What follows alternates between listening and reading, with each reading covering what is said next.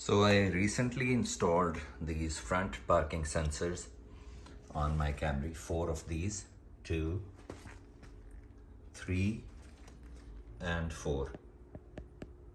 So my experience with these has been mixed and I have had a few problems. So in this video I'm going to share those. And here is the sensor.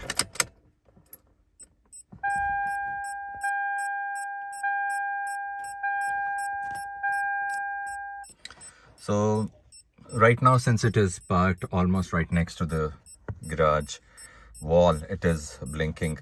So the problem I have been facing is during rain. These go wild, these go bonkers, and it is constantly beeping because of the raindrops. So what I have found out is if you can install a switch to turn it off during rain, you can probably use it.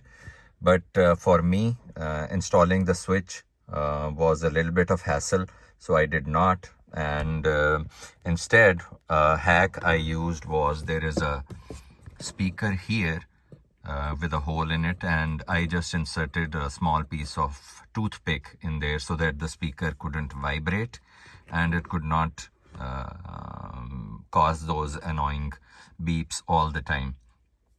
There are two other possible options that you can do. One is to connect the power through a relay to this, so that and connect that relay to the wipers, so that when the wipers are turned on, power is disconnected to it. And the second is that if you can connect the speed sensor, that for example above 20 miles an hour, these sensors become disabled.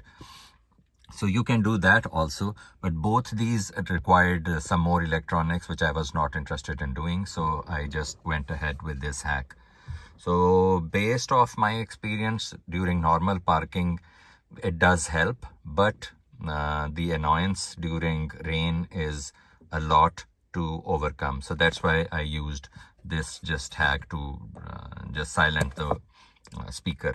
So based off of this, I would recommend that you are probably better off not installing these. But if you still want to go ahead, be forewarned that this is the problem you can face.